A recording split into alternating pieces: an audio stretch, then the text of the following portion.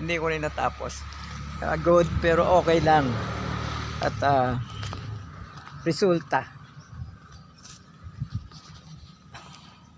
Maganda to pagka nalinis para ma-enjoy yung mga bata. Ayun pa, meron pang konti. At doon sa paikot po. Paikot ng buong eskwela.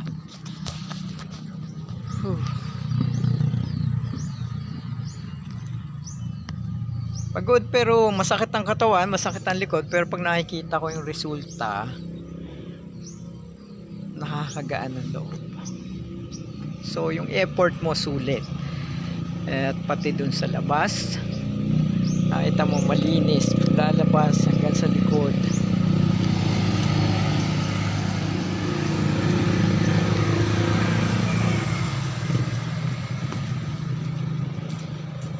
So ayun.